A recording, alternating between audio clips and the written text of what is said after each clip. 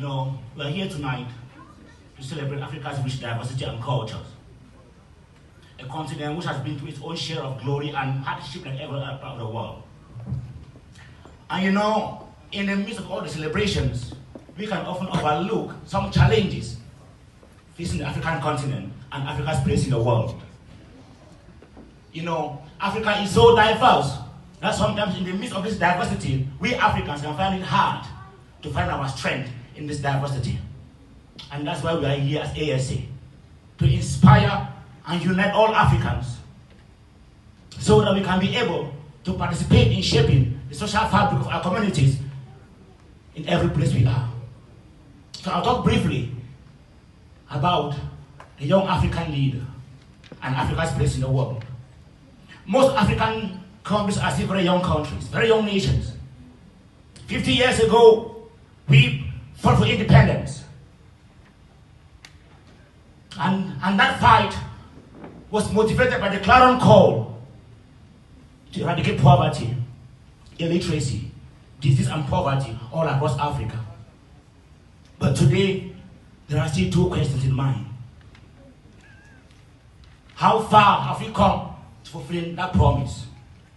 Where is Africa's woman's place in that promise?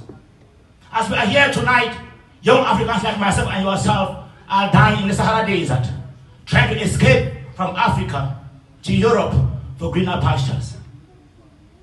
Some of us may have become so accustomed to these horrific images that sometimes the intended objective is not achieved. Whatever the case, we cannot deny the fact that the young African leader is in serious challenges.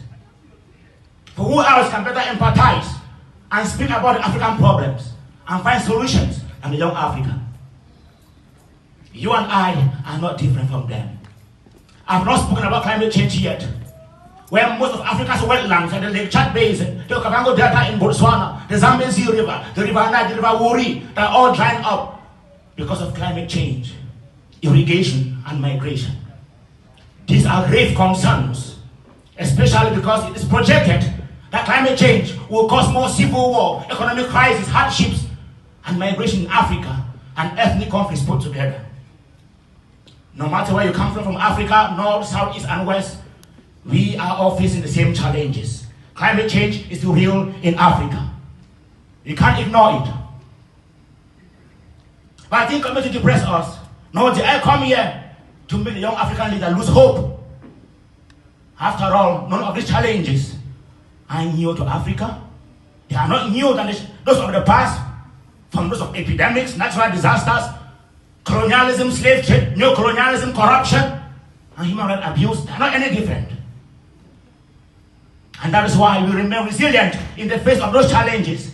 And tonight, we are to celebrate a place which was once home of great empires like the Benin Empire, the Zulu Empire, the Ashanti Empire, the Bantus, the Yorubas, the Igbos, and the Moorish Empire in Morocco, Northern Africa. Empires led by great men like the Sunjata Keita, the Sumangoros, the Askar Mohammeds, the Sonny Alis. May history forgive me.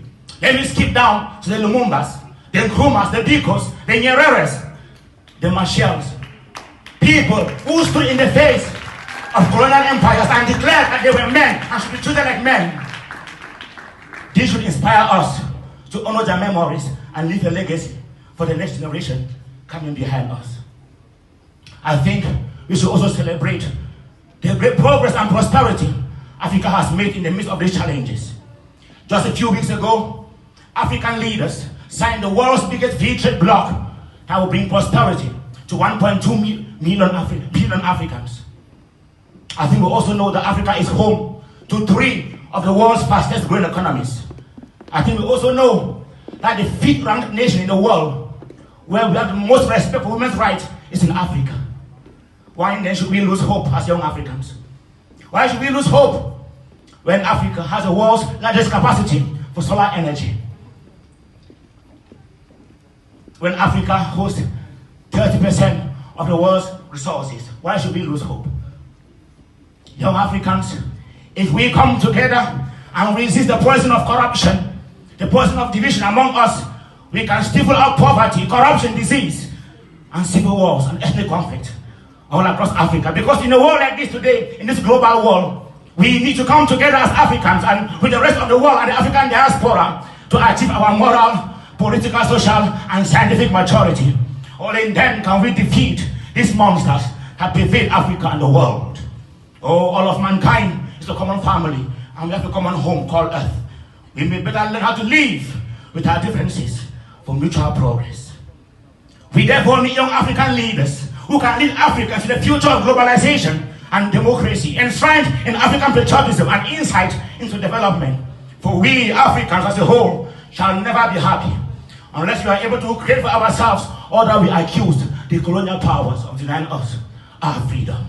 The responsibility is on us. We cannot achieve the basic elements of social justice, healthcare, quality education if the young African stays away from active involvement in the governance of our respective countries.